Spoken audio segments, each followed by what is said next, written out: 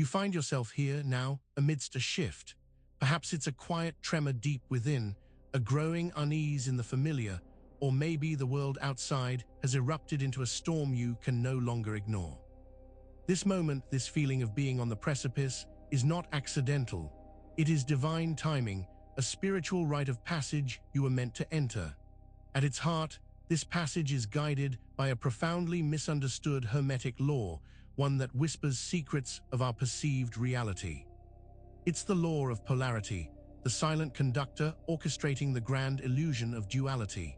Every challenge you face, every breakdown that feels like the end of everything, is merely a reflection, a distorted mirror designed to guide your mind back to a source of unity. Imagine the wisdom of the ancient emerald tablet, speaking of alchemy, of transforming the base into the pure. We will delve into these ancient teachings alongside the insights of the Kybalion to understand how even the sharpest contrasts can be alchemized, not into a neutral gray, but into a profound and vibrant clarity. The journey ahead is one from fragmentation to a state of energetic sovereignty, a path of inner tuning. It's not by accident that you landed on this video, right now. The universe has a way of orchestrating these moments, aligning celestial currents with our deepest internal shifts.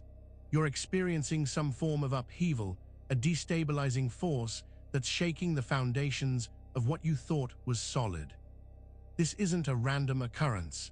It's a celestial cue, a spiritual initiation tied directly to one of the most fundamental, yet poorly understood hermetic laws. It's the law of polarity, the operating system of our experience, that's at play. It governs the very illusion of duality, the constant tug-of-war between opposites we perceive as real. Every crisis, every moment of perceived breakdown is actually a carefully crafted mirror, reflecting a deeper truth back to your mind, urging it towards a state of unified consciousness. We'll explore how to use these reflections to alchemize discord into harmony. The ancient texts, like the Emerald Tablet and the Kybalion, offer keys to understanding this process. They teach us how to transmute the raw, often chaotic, energies of contrast into refined clarity. This video is designed to guide you through this alchemical process, offering a practical path from feeling emotionally shattered to experiencing a profound sense of energetic sovereignty. And real quick, make sure to subscribe and hit the notification bell for more videos just like this. Now let's keep going. The world screams duality, light battling dark, good versus evil, love and hate. We are conditioned to see life as a battlefield, a constant push and pull between opposing forces. But what if this isn't a conflict at all? What if, as the ancient hermetic principles suggest, this perceived conflict is actually the very structure that holds reality together? The law of polarity doesn't imply an ongoing war. Instead, it describes a fundamental principle that all things exist as pairs of opposites, inseparable and inherently connected. Think of it like the north and south poles of a magnet. You can't have one without the other. They define each other, and together they create the field. This isn't about choosing a side or eradicating one pole to embrace the other. It's about recognizing that both extremes are essential components of a unified whole, much like breath is both inhale and exhale. The intensity of the contrast is what gives definition, what allows for movement and experience within the grand cosmic design. Understanding this structural, rather than adversarial, nature of polarity is the first step towards transcending the illusion of separation. But how does this intricate design of opposites actually function in our lives, and why does it often feel like we're being torn apart? This is where the intricate dance of struggle begins to reveal its hidden purpose, a purpose that pulls both sides closer. Your personal struggles often feel like a losing battle, a relentless tug-of-war against unseen forces. You find yourself caught between desires and limitations, between hope and despair, or perhaps between two paths that seem mutually exclusive. This intense personal friction, however, isn't a sign that you're failing. It's precisely what causes the poles of your experience to draw closer. The universe, in its wisdom, uses the energy of your struggle to bridge the perceived gap between opposites. When you're deeply invested in one side of a polarity, whether it's striving for success or enduring hardship, you're simultaneously amplifying its opposite. Your focused energy, your emotional investment, creates a powerful energetic tether. This is why situations can feel so polarizing, so intense. The greater your resistance to what is, or your fervent desire for what isn't, the stronger the magnetic pull between the two extremes becomes. It's a dynamic, not a deadlock. You think you're fighting against something, but in reality, your fight is the very force that's bringing those opposing energies into closer proximity, setting the stage for a profound revelation. So if struggle is what's pulling these poles together, what happens next? What hidden mechanism is at play that makes this seemingly chaotic dance so crucial to our development? The answer lies in the very rhythm of existence, the silent engine that drives this entire process forward. Beneath the surface of our everyday lives, a subtle yet powerful engine is constantly at work, driving the interplay of opposing forces. It's not something we typically see or acknowledge, but it's the very rhythm of existence itself that dictates how polarity functions. This rhythm is the hidden engine, the heartbeat of the universe that keeps the dance of opposites in motion. Think of the ebb and flow of the tides, the cycle of day and night, the steady pulse of your own heart. These are all manifestations of a cosmic rhythm, a universal beat that governs creation and dissolution. Polarity, in its essence, operates on these cyclical movements. One pole doesn't simply cease to exist when the other emerges. They transition, influenced by the underlying cadence.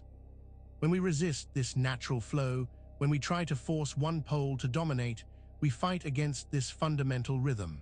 This resistance creates friction, but it's also the energy that compels the next phase of the cycle. The universe doesn't punish this resistance, it uses it. The very act of struggling against the current is what propels you into the next movement, ensuring that the polarities continue their essential interaction. This constant, underlying rhythm ensures that no state is permanent, and that contrast is not a flaw but a feature. But how does this rhythm manifest in our personal experiences, and why do we often perceive contrast itself as a difficult, rather than a structural, element? This leads us to a crucial principle that explains how we interpret these shifts. The world we experience, with all its joys and sorrows, triumphs and failures, is fundamentally a mirror. The contrasts we encounter are not external events happening to us, but rather reflections of something deeper within our own consciousness. This mirror principle is key to understanding how polarity operates within our personal lives, shaping our perceptions and our reality. When you encounter a situation that highlights an opposite to a state you hold dear, like encountering negativity when you crave peace, or facing scarcity when you desire abundance, it's not an attack. Instead, it's a reflection. The external experience is mirroring an internal state or an unacknowledged part of yourself that's seeking balance or integration. Imagine looking into a mirror and seeing a disheveled reflection. You wouldn't blame the mirror, would you? You'd adjust your appearance. Similarly, when contrast appears in your life, it's an invitation to examine your internal landscape. The very things you react to most strongly often hold the greatest potential for reflection and growth. This understanding transforms challenges from personal affronts into profound opportunities for self-awareness. But it's easy to fall into a trap when engaging with these reflections. We tend to assign value judgments, labeling one side as inherently good and the other as inherently bad. This very act of labeling can create a significant obstacle on our path to understanding. One of the most insidious traps we fall into is the fervent labeling of one pole as wrong and the other as inherently right. We develop deep-seated beliefs about what constitutes good and bad, positive and negative, desirable and undesirable. This binary thinking, while seemingly practical, creates a profound energetic blockage, preventing us from seeing the interconnectedness of all things. When you label darkness as inherently wrong and light as exclusively right, you create an energetic war within yourself. You reject a part of the spectrum of existence, a part that, according to the law of polarity, is essential for the existence of its opposite. This rejection isn't just a mental exercise. It creates a tangible energetic resistance within your being. This is the core of much of our suffering. We try to banish or suppress the wrong pole, only to find it manifesting in more potent or insidious ways. The universe doesn't deal in absolute good or evil, it deals in balance and experience. By demonizing one pole, we deny the fundamental truth that all experiences, all states, serve a purpose in the grand cosmic tapestry. This fervent, often unconscious, swinging between poles, fueled by our judgments, is something the ancient texts warned us about. The Kybalion itself offers a profound insight into this common human tendency, urging us to look beyond our immediate reactions and into the deeper mechanics of the mind. The Kybalion, that ancient beacon of hermetic wisdom, offers a stark warning about a common human tendency, the unconscious swinging between poles. It describes how our minds, left unguarded, can become like pendulums, swinging wildly from one extreme to another without true awareness or control. This unconscious motion is a significant energetic drain and a primary source of our perceived instability. We react to external stimuli, internal thoughts, or even deeply ingrained habits, and our consciousness is instantly pulled toward the opposite. We might feel elation, and then a fear of losing it sends us plummeting into anxiety. We might experience confidence, only for a fleeting doubt to trigger profound insecurity. This isn't a deliberate choice. It's a default setting for many.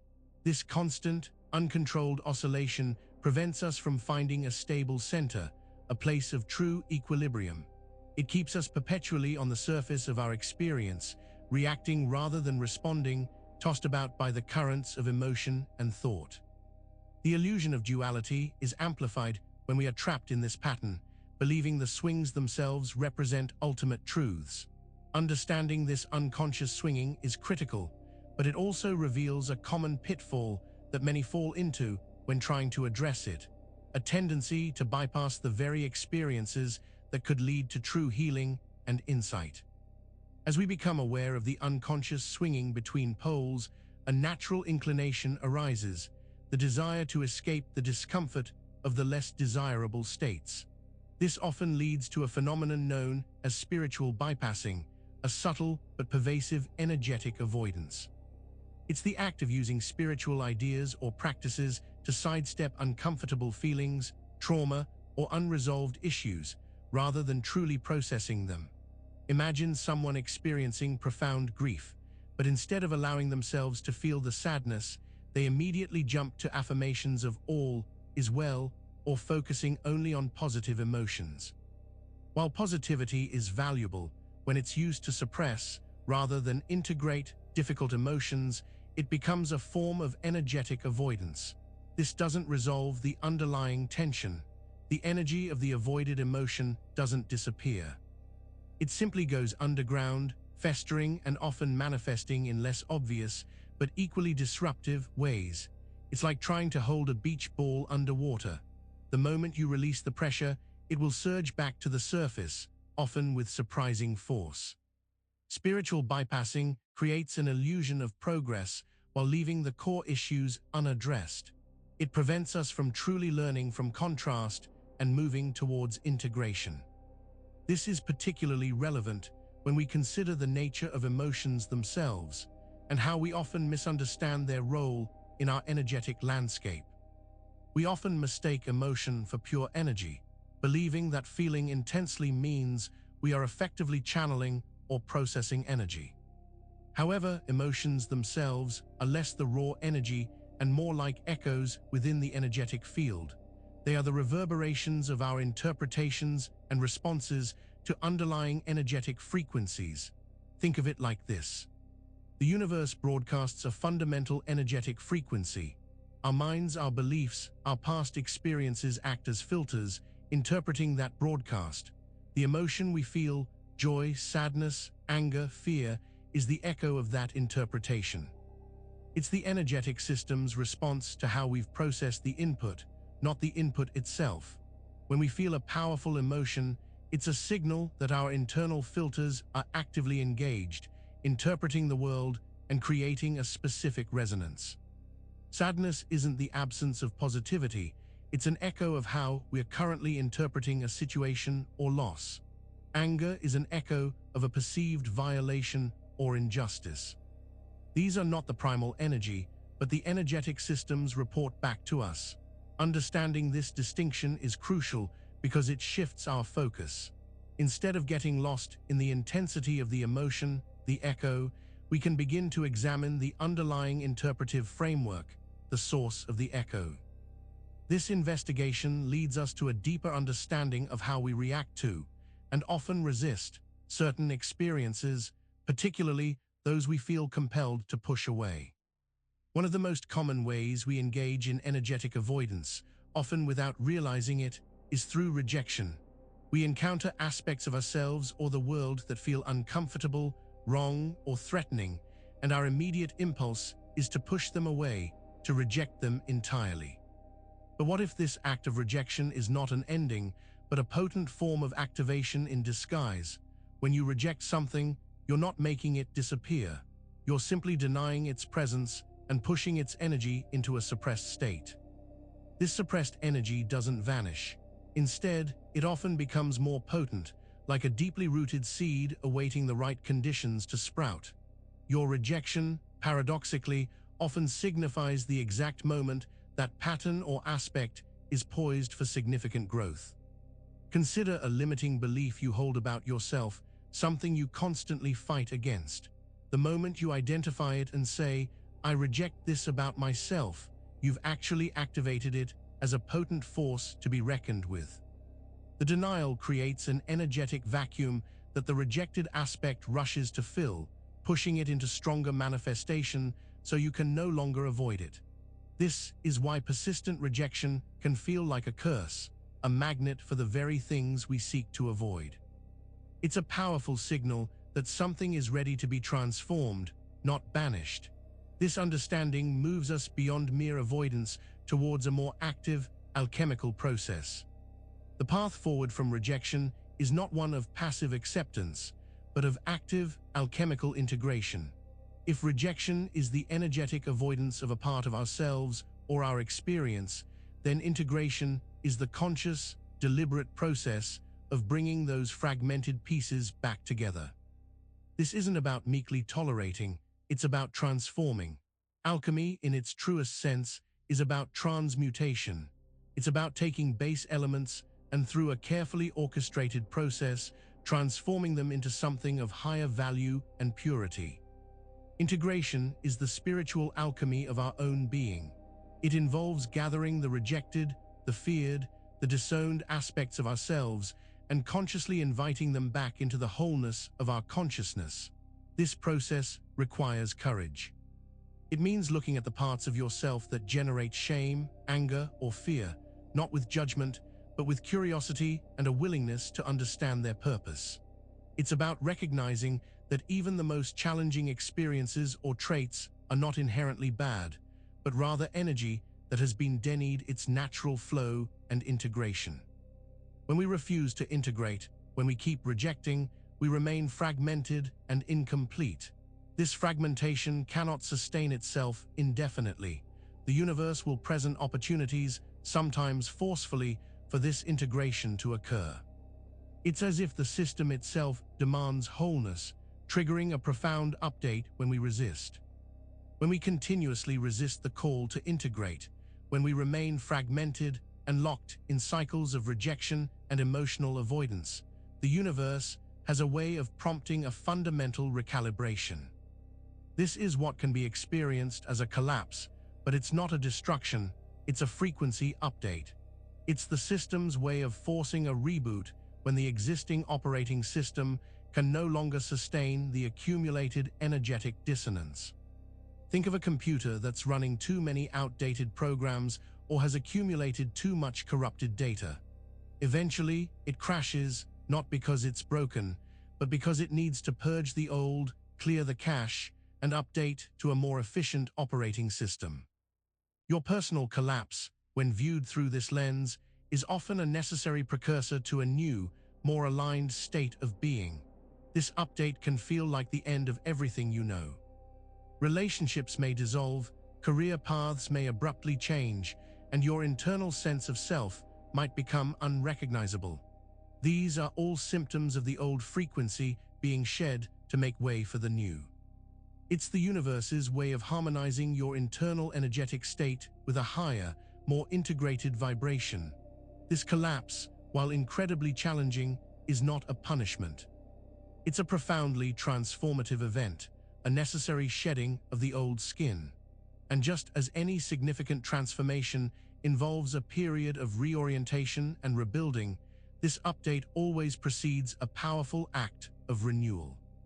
Following any significant collapse or recalibration, any profound frequency update within your energetic system, there is a necessary period of emergence. This phase, where the dust settles and the new vibration begins to stabilize, is best understood through the lens of reflection. Reflection always precedes resurrection. When the old structures crumble, when the familiar landscape is rendered unrecognizable, you are left in a state of profound potential. This is not a void of despair, but a fertile ground for the new to take root. However, before that new life can fully blossom, you must first reflect on what has been, what was shed, what was learned in the chaos. What insights emerged from the ashes? This reflective process is not about dwelling on the past. It's about consciously gathering the wisdom gleaned from the collapse. It's about looking at the remnants of your old reality and understanding their role, their lessons, and their energetic signatures. This conscious gathering of knowledge is what prepares the ground for the true unfolding of what's next.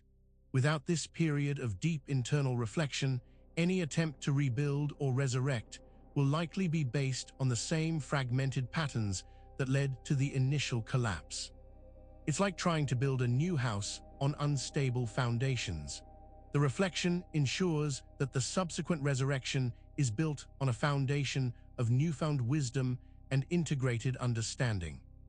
To truly rise from the ashes, to bring forth the resurrected version of yourself that the collapse has prepared you for, a fundamental principle must be honored: alignment. And alignment is not an external achievement. It is the direct result of internal reunion. It's the process of bringing all the disparate parts of your being back into harmony, creating a unified, coherent, energetic signature. Throughout our lives, through experiences, societal conditioning, and the inevitable challenges of existence, we become fragmented. We develop internal conflicts where different aspects of ourselves seem to be at war. One part wants security, another craves adventure. One part yearns for connection, another fears vulnerability. These internal battles create energetic misalignment. True alignment begins when you stop fighting these internal factions and instead invite them into conversation. It's about acknowledging all aspects of yourself, even the ones you've tried to ignore or suppress, and recognizing their place within the greater whole. This is the essence of internal reunion, accepting and embracing the entirety of your being. When there is internal reunion, when all parts of you are acknowledged and honored, a powerful state of alignment emerges. You no longer dissipate energy by defending against yourself. Instead, your entire being vibrates at a unified frequency, creating a magnetic pull for experiences, opportunities, and relationships that resonate with this newfound wholeness. This state of being is the foundation of true personal power. As you move towards this state of internal reunion and outward alignment, you'll notice a profound shift occurring.